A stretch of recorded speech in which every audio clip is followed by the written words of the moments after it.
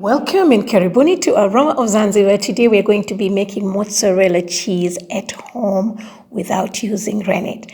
So I'm using about 2 liters of fresh milk. This is fresh milk directly from the cow, non-pasteurized. So we're just going to heat this up. We're not boiling it, so please make sure that your heat is on low medium. All right, and on the other side, I'm going to have another pot that I'm heating up my water. I'm using 1 teaspoon of sea salt. You could use any type of salt that you have. And the acid that we are going to use here is white distilled vinegar. You can use any good brand that you have. And we're going to use about half a cup of that. Keep stirring the milk and checking on the heat. Now, this is what I like to do. And I'm looking for something that's a little bit above the body heat, something like your hot water bath. 125 degrees Fahrenheit, on that range. Then you're going to turn off the heat and then add the vinegar little at a time, as you can see, and keep stirring slowly. Add a little more and you will see the milk splitting right in front of your eyes as you stir. That's the last bit of my milk, and it will split into 2, the solid and the liquid. That's what we are looking for. Now, if your milk is not hot enough, you may get just little small pieces. And if it's way too hot, then it will just be very small particles where you won't get a cheese like this. So the heat is very important. Okay, as you can see. So I'm just going to strain this. Now, mozzarella cheese is usually made by using a chemical acid known as rennet.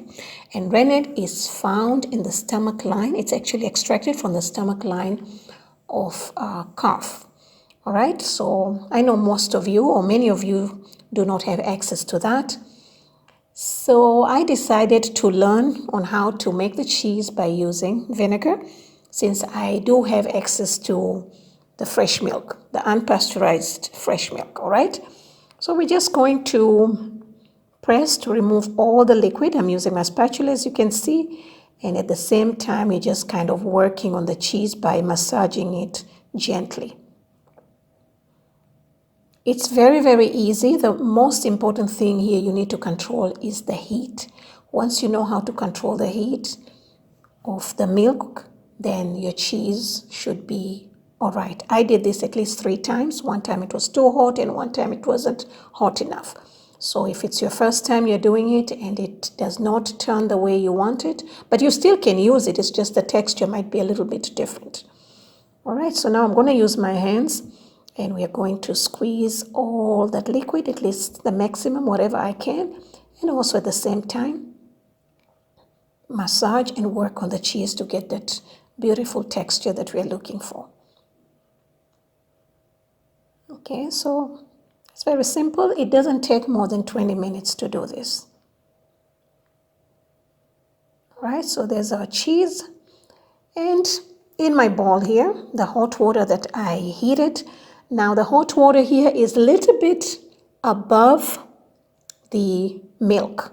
And simply because I'm looking for elasticity and you want to taste the salt, because the cheese does not really taste good without salt. So if you need to add more, please go ahead and add more.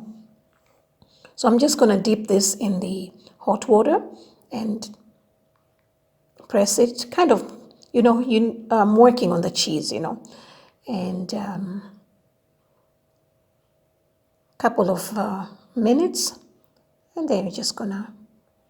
Now the hot water helps the elasticity of the cheese, and so the longer you keep it, the softer it's gonna become. All right, so now here I kept it for about 2 minutes. And also you don't want to overwork it, so don't press it too much, because then you don't want your cheese to become rubbery. All right, so that's it. And it's nice and shiny. But the good thing about this cheese, if for some reason you don't get the texture that you're looking for, you still can use it. It's still going to work. All right, so here it is. You can put it again in the hot water for about another minute or so.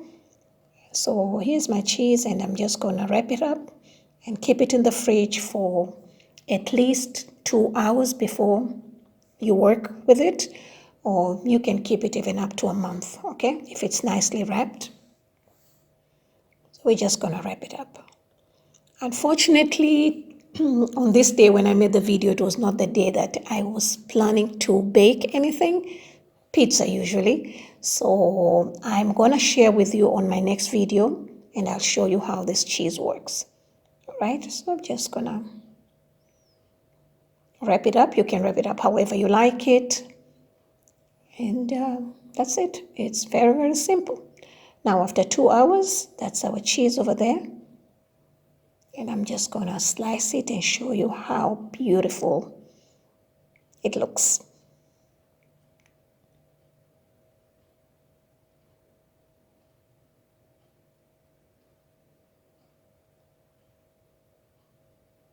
This is a kind of soft, but you can make it hard if you want to.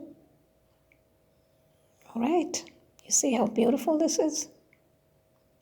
So thank you so much. For more recipes, please visit me at Aroma of Zanzibar. You'll find all the measurements and ingredients on the description box below and on this very last page.